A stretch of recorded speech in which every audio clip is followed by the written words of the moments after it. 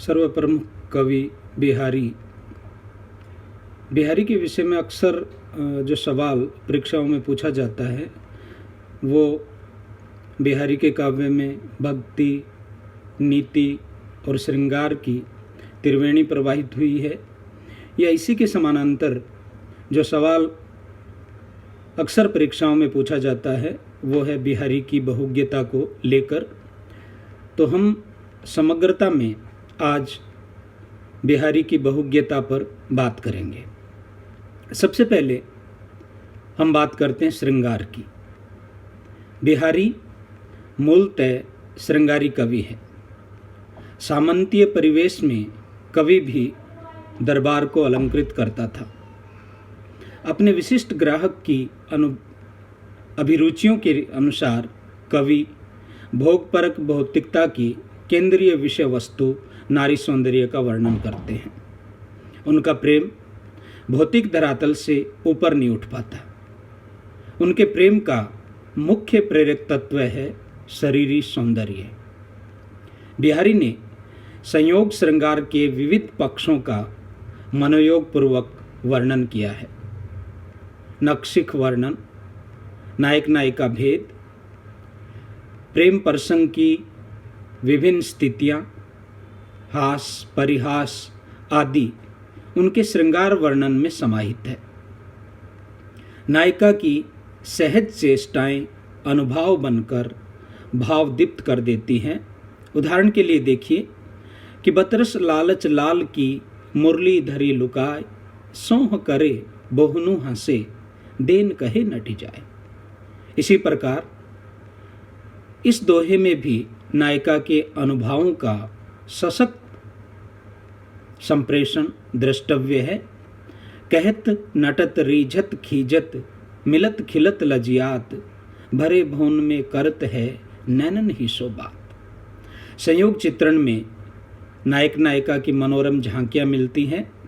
कहीं आनंदातिरेक से इठलाती नायिका, मधुर मिलन व क्रीड़ाओं का वर्णन है, तो कहीं मानभंग, उत्कंठा, प्रेमराग एवं उनके साथ व्यंग्योक्तियाँ भी है। वस्तुतः अगर हम देखें तो कवि बिहारी का मन श्रृंगार के संयोग पक्ष में ही अधिक रमा हुआ हमें दिखाई देता है। उदाहरण देखिए कि लाज गर्भ आलस उमंग, लाज गर्भ आलस उमंग, भरे नैन मुस्कात, राति रमी रति देत कही, ओरे प्रभा प्रभात। मानव मन की सूक्ष्म दशाओं का गहरा ज्ञान रखने के कारण बिहारी ने वियोग श्रृंगार का भी सजीव वर्णन किया है। वियोग श्रृंगार के चारों भेद पूर्वराग, मान, प्रवास व करुणा का चित्रण बिहारी के काव्य में हमें स्पष्टतः मिलता है। पूर्व राग के अंतर्गत नायिका की तड़प का जो मार्मिक वर्णन बिहारी ने किया है वो इस दोहे में द्रष्टव्य है। हरी छवि जल जबते परे, तबते छिनु बिछुरे ने, भरत ढरत बूढ़त तरत रहत घरी लोने।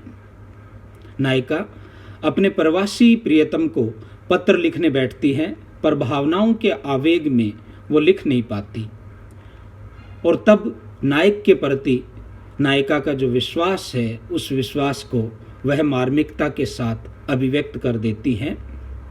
दोहा देखिए कि कागद पर लिखत न बनत, कहत संदेश लजात, कही है सब तेरो हियो मेरे हिये की बात। उनके वियोग वर्णन में फारसी की ऊहात्मक शैली के प्रभाव के कारण कहीं कहीं हमें अतिशोक्ति भी मिलती है।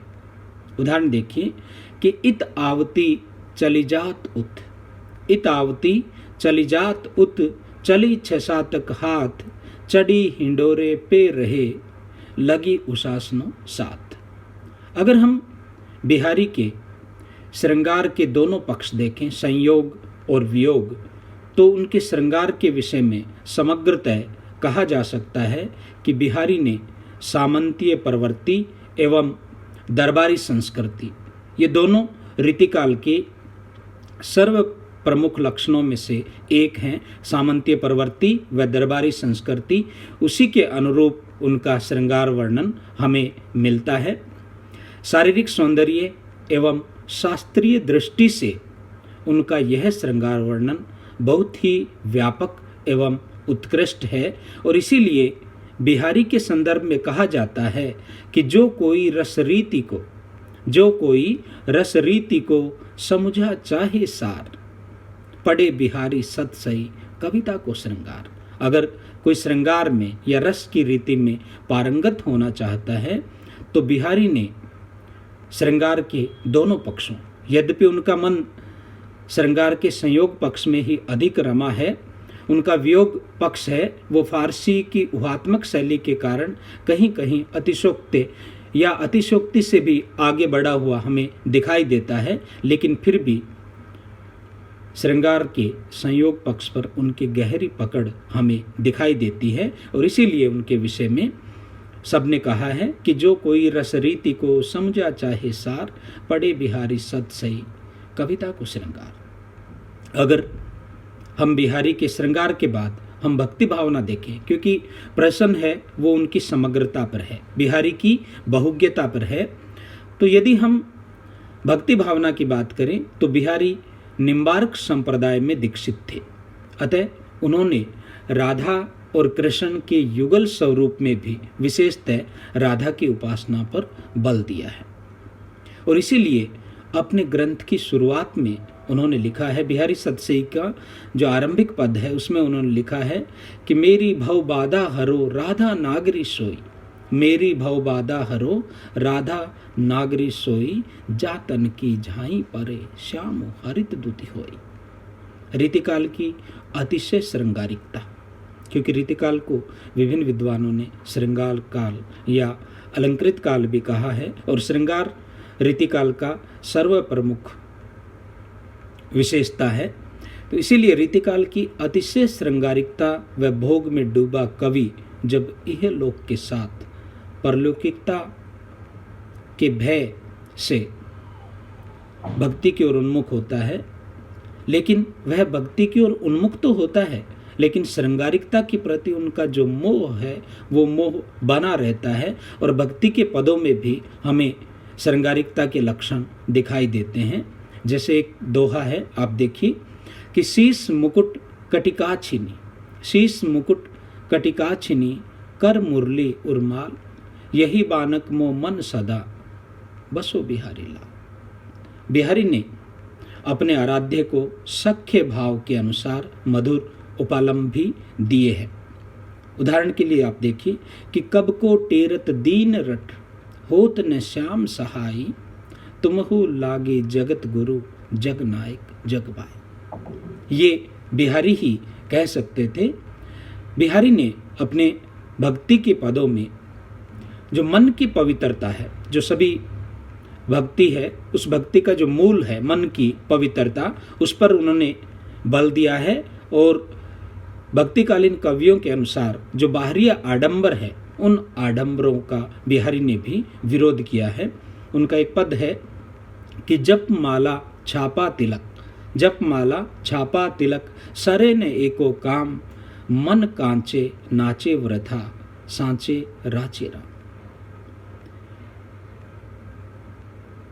श्रृंगार और भक्ति के बाद बिहारी सतसई में दोहों का जो अनुपात मिलता है उसमें नीति वर्णन सर्व प्रमुख है कि बिहारी सतसई में श्रृंगारिक भावनाओं की जल्दी में नीति की लघु नौका भी तैरती हुई हमें दिखाई देती है। बिहारी में लोक व्यवहार के ज्ञान के साथ ही निरीक्षण शक्ति अत्यंत तीव्र थी।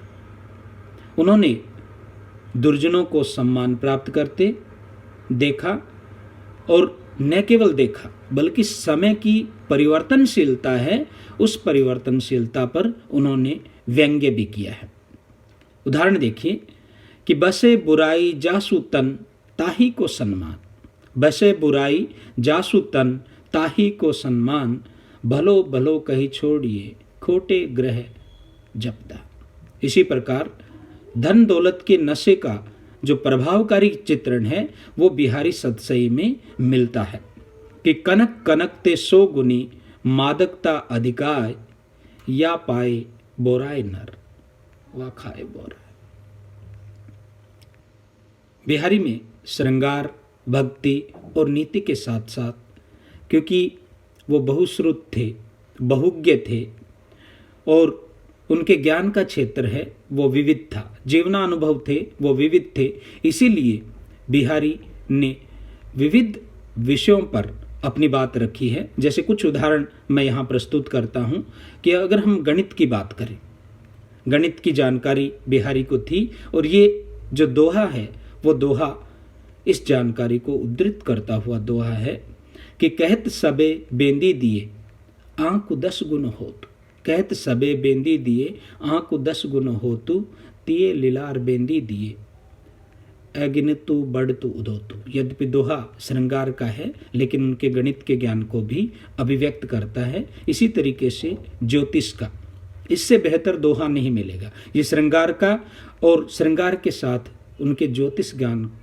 को अभिव्यक्त करता अद्भुत दोहा है कि मंगल बिंदु सुरंग मुख शशि केसरी आड़ गिरु, मंगल बिंदु सुरंग मुख शशि केसरी आड़ गुरु, एक नारी लही संग रसमय किए लोचन जगत। श्लेष के माध्यम से वो न केवल नारी सौंदर्य को अभिव्यक्त करते हैं बल्कि वर्षा के निमित्त ज्योतिष शास्त्र में जो ज्ञान है उस ज्ञान को भी यहाँ अभिव्यक्त करता है। इसी तरीके से चित्रकला और रंगों की सूक्ष्म जानकारी को अभिव्यक्त करता ये दोहा है, मेरी भव बाधा हरो राधा नागरी सोई, जातन की झाई पारे श्याम हरित दूती होई। इस दोहे की विशेषता यह है कि बिहारी के विषय में हम कहते हैं कि गागर में सागर भरा है उन्होंने, और सतसैया के दोहरे जो नावक के तीर, देखने में छोटे लगे घाव करे गंभीर। दोहा जैसे छोटे से छंद में बहुत सारे भावों को भर देने का जो सामर्थ्य है वो सामर्थ्य बिहारी के पास ही था, और इसीलिए ये दोहा न केवल उनकी भक्ति भावनाओं का बल्कि उनकी चित्रकला या रंगों के संयोजन, रंगों के मिलने से रंगों के खिलने की जो अद्भुत कला है उस कला को अभिव्यक्त करता हुआ ये दोहा था। उसी तरीके से वैदिक ज्ञान, नेहु नैननु को कछु उपजी बड़ी बलाई, नीर भरे नित प्रति रहे तऊ न प्यास बुझाई। ये वैद्य का जो ज्ञान है उस ज्ञान को अभिव्यक्त करता ये दोहा है। इसी तरीके से सामान्य जो जड़ी बूटियां हैं उनके निमित्त भी कुछ दोहे बिहारी सतसई में हमें मिलते हैं। मैं एक दोहा यहाँ उद्धृत करना चाहूँगा कि यह बिन सुत नगराख के जगत बड़ो जस लेहु, जरी विषम जुर जाई आई सुदर्शन देव। इस तरीके से हम कह सकते हैं कि बिहारी सतसई में बिहारी का जो विविध क्षेत्र में जो ज्ञान है, उनकी बहुज्ञता है, उस बहुज्ञता को बिहारी सतसई में बहुत अच्छे तरीके से अभिव्यक्त किया गया है। यहाँ हमने श्रृंगार, भक्ति और नीति को विस्तार दिया और बिहारी के बहुज्ञता को अभिव्यक्त करने वाले कुछ दोहे हमने यहाँ रखे हैं। धन्यवाद।